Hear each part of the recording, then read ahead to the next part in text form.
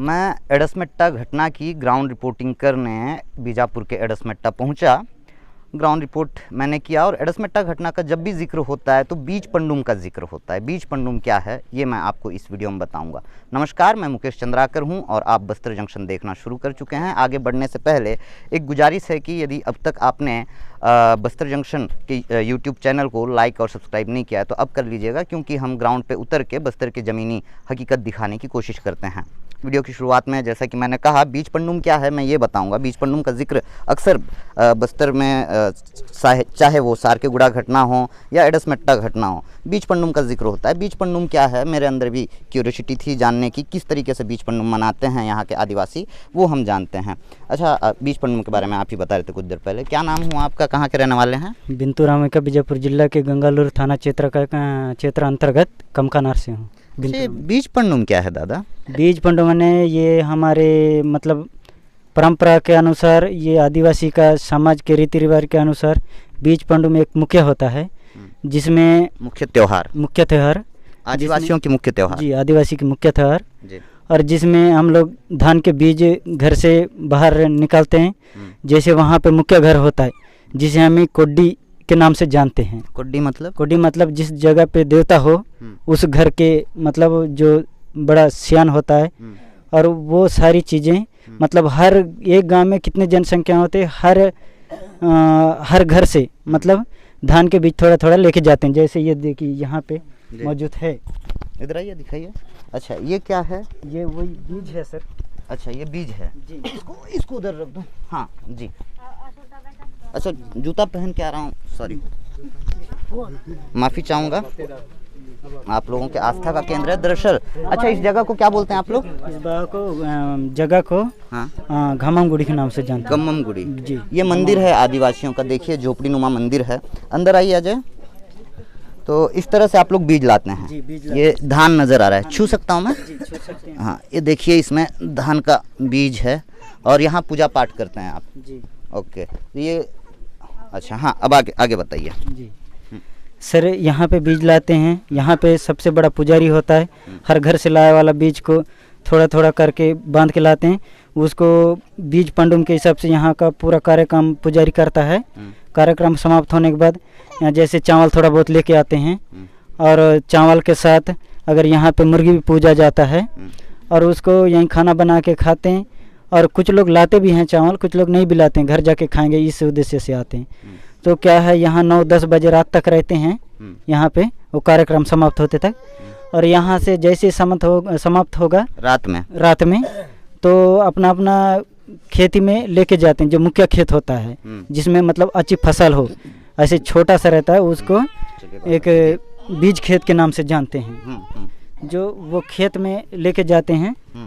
और जैसे ही वहाँ पे पहुँच के वहाँ थोड़ा सा किसी मेड़ या कोई पौधा के सपोर्ट में वहाँ पे खोदते हैं।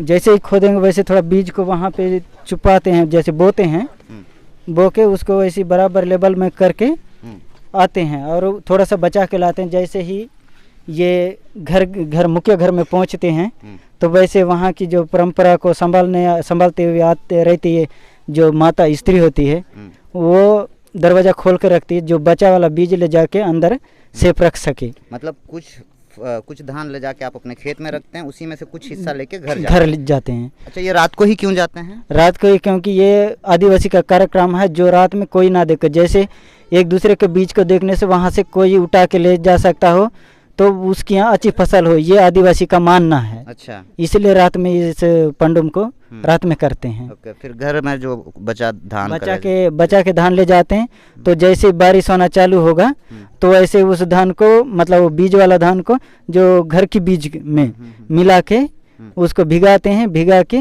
जैसे बुनाई जोताई उताई चालू हो जाता है तो कीचड़ होने से उस धान के साथ मिला के बोते हैं, ताकि हमारा फसल अच्छी हो। मतलब यहाँ आंशिक रूप से आप कुछ मात्रा में धान लाते हैं जी? पूरा धान नहीं लाते? पूरा धान नहीं लाते हैं सर। अच्छा। थोड़ा बहुत लाते हैं। हाँ। जिसमें से कुछ खेत में डालते हैं और कुछ बचा के ले जाते हैं, ताकि हमारा बीज इस साल फसल अच्छा हो। अच्छा, यहाँ महिलाएं पुरुष सब आते हैं? महिलाएं नहीं आते हैं सर, पुरुष आते हैं। क्यों नहीं आते हैं महिलाएं? इसलिए नहीं आते हैं क्योंकि वो घर की माता होती है। जैसे भी कहीं से बीज जो आए वो घर में वो रखने का वो मतलब घर की हैंडल करती है। अच्छा। और यहाँ पे जो पुजारी के साथ होता है जो काम, वो और गांव वाले के साथ होता है, वो वही लोग पुरुष लोग करते हैं। अच्छा, जब घटना हुई उसके बाद भी क्या आप बीज पंडुम मनाने लगे, मनाते हैं आज भी? मतलब डर रहता है क्या बीज पंडुम मनाते हुए? डर रहता है, लेकिन क्या करें सर, जब तक बीज पंडुम मनाएंगे नहीं और हमारी खेती नहीं हो पाएगी, और खेती नहीं होगी तो जी नहीं पाएंगे। जैसे उसके लिए बीज पंडुम करके जब तक हम लोग एक दो दिन शिकार नहीं देखेंगे, जंगल पहाड़ी नहीं घूमेंगे, अगर कुछ जानवर नहीं मिलेगा, उस साल बड़ा मुश्किल होता है सर। शायद कोई पुजारी मर भी सकता है या नहीं भी मर सकता है, इस डर के वजह से मतलब कुछ ऐसे छोटा मोटा जानवर मिले ताकि हम उस पुजारी के नाम से हम उसको देख के हम अपना बीज बो सके इस सिलसिले में। तो बीज पंडुम के तुरंत बाद आप लोग शिकार के लिए निकलते हैं? जी। अच्छा जी, जैसे बीज पंडुम होता है उसके दूसरे दिन शिकार के निकालते हैं। अच्छा, उस घटना के बाद क्या कुछ बदला आपके गांव में? सर उस घटना के बाद बदला तो कुछ नहीं है सर, जैसे का वैसे ही है। अच्छा, बदला सिर्फ इतना है कि बच्चे जवान हो गए जी, और जवान बुजुर्ग हो गए। जी सर, यही बदला है? जी, बच्चे वही बदला है। और आपके अंदर पुलिस को लेकर जो खौफ है वो कम हुआ?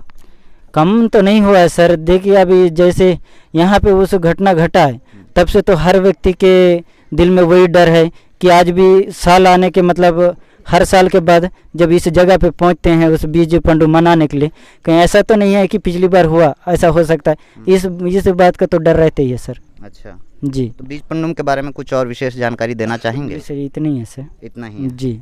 चलिए, ये आप लोगों का सबसे बड़ा त्यौहार है? जी, सबसे बड़ा त्यौहार है। तो ये बस्तर के आदिवासी हैं। आदिवासियों को प्रकृति का पुजारी कहा जाता है, साधक कहा जाता है। दरअसल आदिवासी प्रकृति को ही अपना ईश्वर मानते हैं। इस वजह से जो है ये फसल बोने से पहले फसल की पूजा करते हैं। ऐसी पूजा करने के लिए ये एकजुट हुए थे, त्यौहार मना रहे थे। पुलिस आधम की और इन निर्दोष आदिवासियों पर अंधाधुंध फायरिंग कर दी। मैं बीज पंडुम के बारे में इस वजह से विस्तार से बताना चाह रहा था क्योंकि मैं खुद भी जानना चाह रहा था, इसके अलावा मेरे दर्शक भी जानना चाहेंगे बीज पंडुम होता कैसे है, किस तरह से आदिवासी इसे सेलिब्रेट करते हैं। बस यही मकसद था ये वीडियो को बनाने के पीछे। बहरहाल आप लोगों को बस्तर और बस्तर के आदिवासियों को जानना है, आपको लगता है कि बस्तर के कल्चर को भी समझना चाहिए, तो आप हमारे यूट्यूब चैनल बस्तर जंक्शन को लाइक और सब्सक्राइब कर सकते हैं। धन्यवाद।